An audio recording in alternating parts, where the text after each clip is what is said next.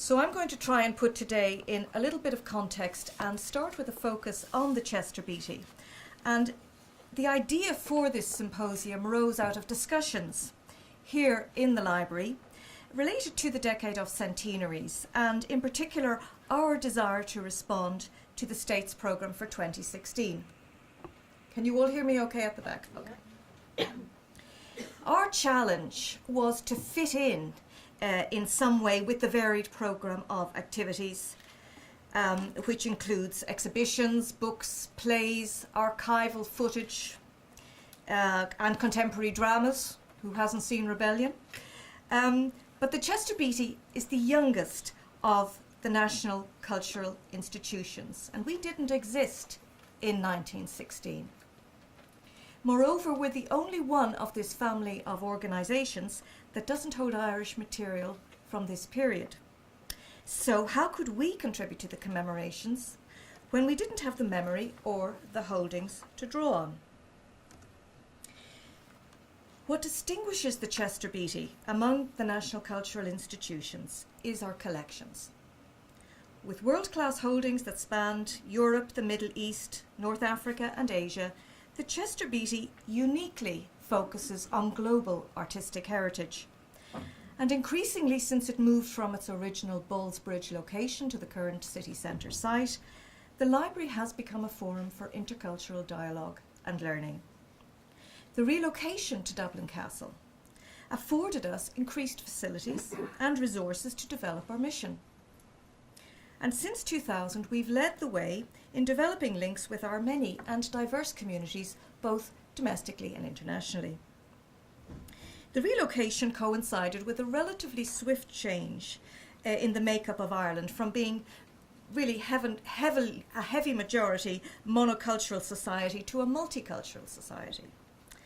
While still predominantly white and Catholic, 100 years on from the Easter Rising, our once homogenous population now coexists as one strand of a multicultural fabric. And the range and quality of Chester Beatty's collections have a unique relevance in today's Ireland. We've been running a multicultural learning programme for over 15 years. Through the displays and their interpretation and the accompanying activities, the library has sought to enhance our visitors' understanding of the cultures represented in the collections and to promote the sense of a shared heritage, a shared human heritage based on shared emotional and spiritual needs. For the library, this was an obvious path given the nature of the collections, but that's not to underestimate our achievements in this regard and the unique role we've forged. So let me give you a few concrete examples. More than 1 in 10 people in Ireland today speak a language other than Irish or English at home, according to the Irish Times the other week. I actually couldn't believe this figure. Apparently there are over 180 languages spoken in Ireland today. Our response in the last 4 or 5 years has to start providing what we call cultural ambassador tours. So a member of a community becomes an ambassador for the community and leads tours in the library, and we provide these in Arabic, Japanese, Mandarin, as well as Irish.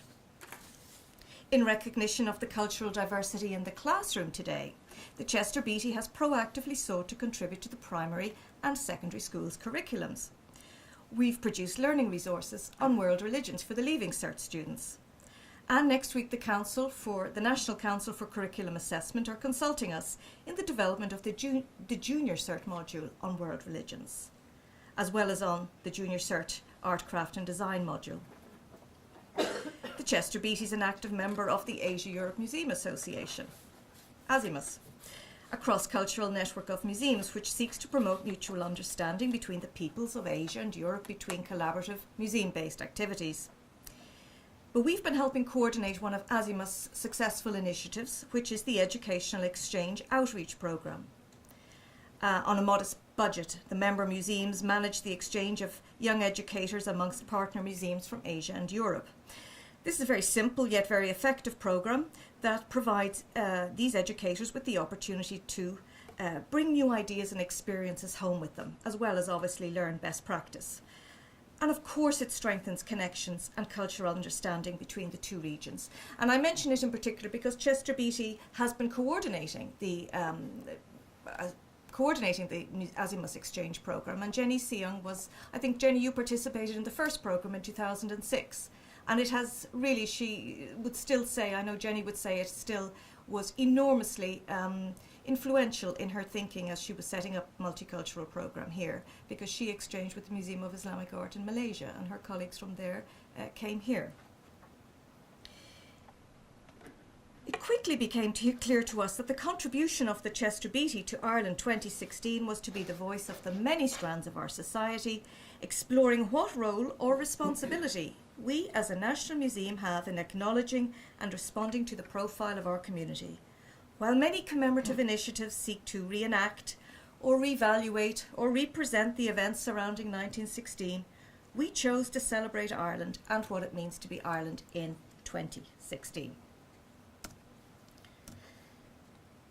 It's important for us to commemorate these events of a century ago because in revisiting them, we compel ourselves to reevaluate both the events themselves and the intervening period.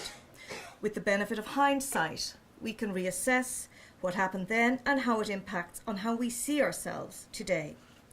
So for instance, drawing on what I just mentioned about language, we've learned that language is not in itself a defining characteristic of the Irish nation. 100 years on, the Irish language is spoken still by a minority of people. And we don't feel any less Irish because of this. Indeed, in economic terms, we position ourselves as the English-speaking gateway to Europe. And we know that ethnicity is not a fixed determinant of national identity. We've all travelled too much not to be aware of the inherent dangers of this approach. And I make this point here about in the diversity debate because I haven't heard much mention of in the diversity debate, I haven't heard much mention of the Irish diaspora and their potential role in the future growth of our nation. Many of our diaspora hold other nationalities, but do we not count them among our own? Especially when it suits us, and we need look no further than our own Chester Beatty to prove this point.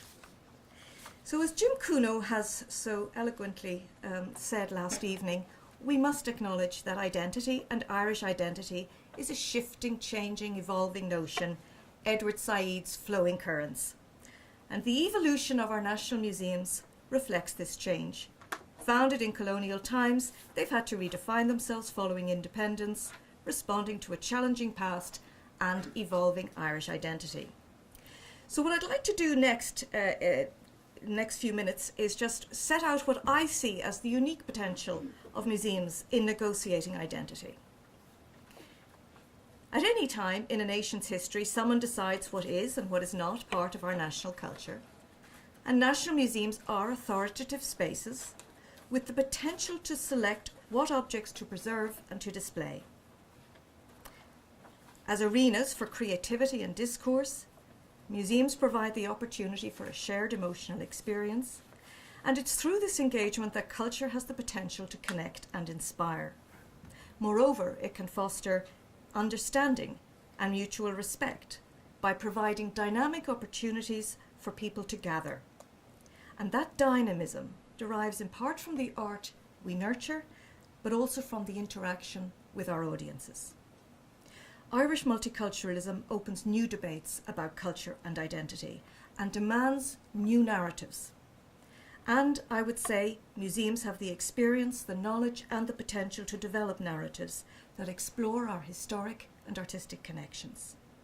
Museums can challenge existing narratives and prepare new ones.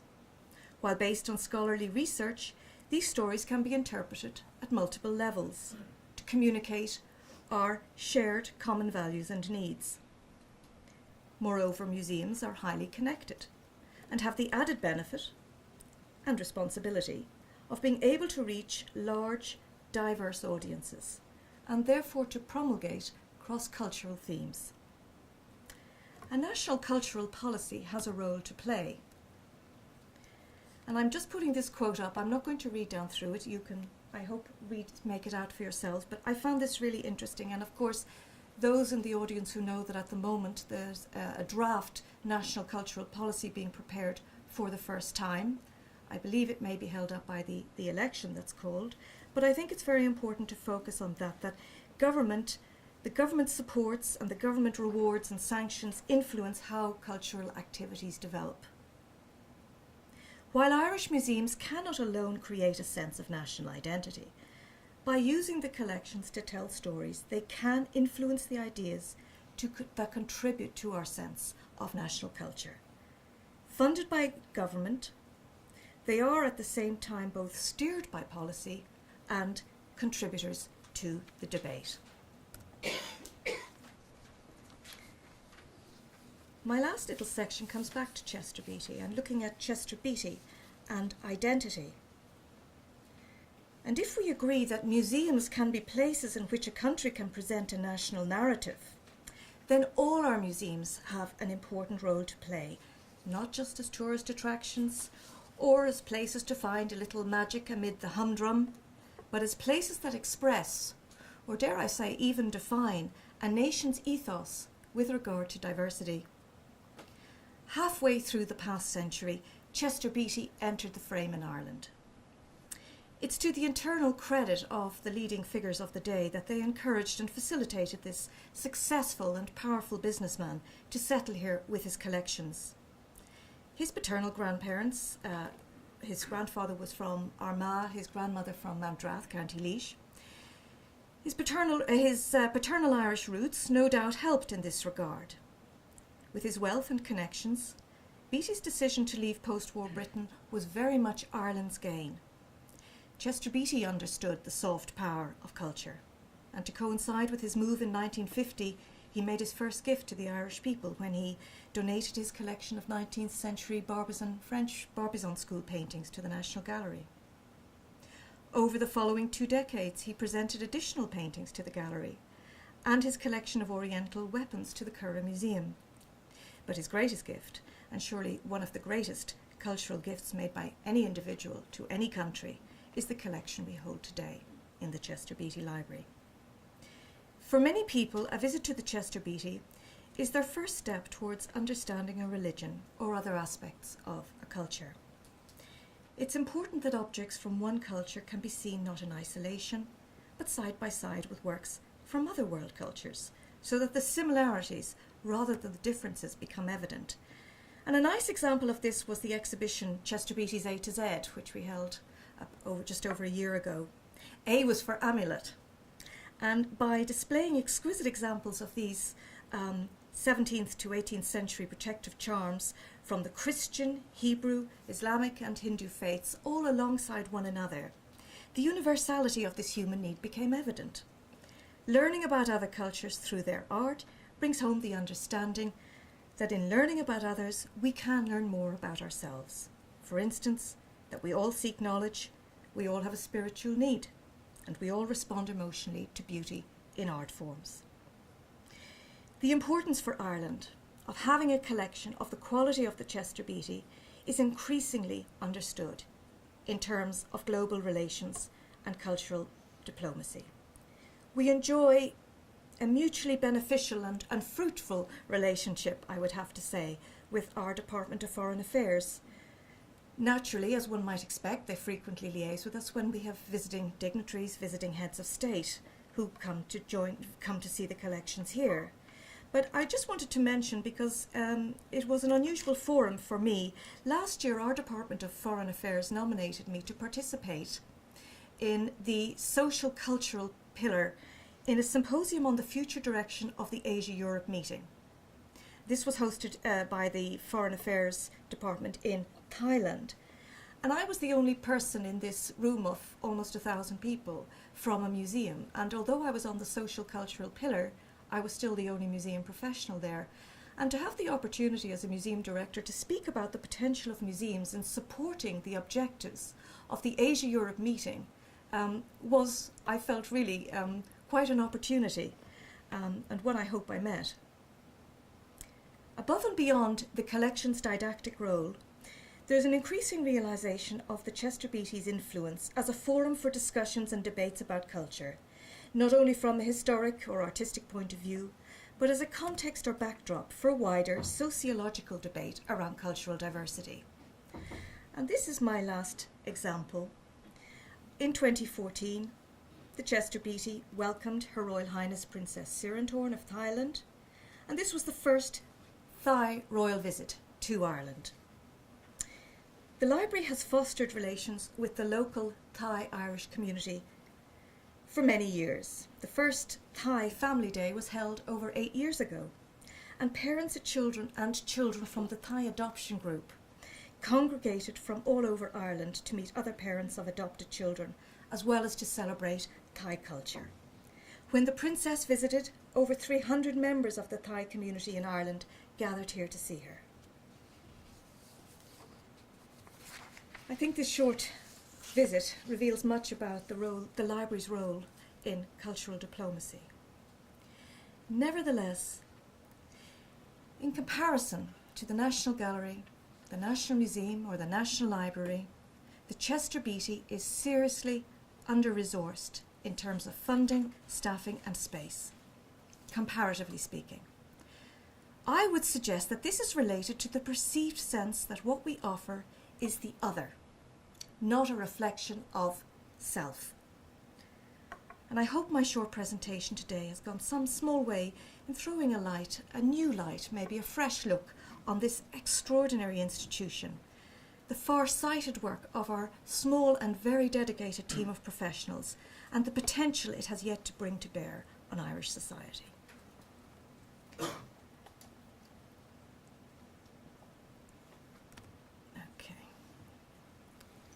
Finally, at a recent reception, somebody asked me, actually it was a serving European ambassador, asked me, why was it necessary to have this debate at all? Surely, he said, the diverse populations in Ireland are still a small minority, and the Irish identity hasn't really changed at all. The new citizens are here, but their presence doesn't alter our sense of Irishness.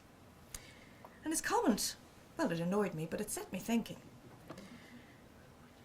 What critical mass, I asked myself, does an incoming culture have to reach to impact on the indigenous culture to the point of changing it? Well, the answer, I believe, is not quantitative. It lies not in calculating a percentage. Rather, it is in having a mindset that's open to the organically shifting nature of identity. Such a mindset allows for new influences, indeed welcomes them, and is generous enough to allow them to assimilate into the existing norm. Is this idealistic? Perhaps. But of course it's also the intelligent approach that experience has shown us will help lead to a more integrated society. Today's symposium will reflect on the origins of our museums and the narratives they promote. We'll ask whether they're relevant to Irish citizens today and hopefully suggest what might improve in the future. Yes, it may be easier for the Chester Beatty. With our world-class Islamic and Asian collections, we have a very clear starting point, or context, upon which to develop these relationships and conversations. But it's important that all our museums find their own potential to develop multicultural narratives, and one of the aims of today is to explore that potential. Thank you.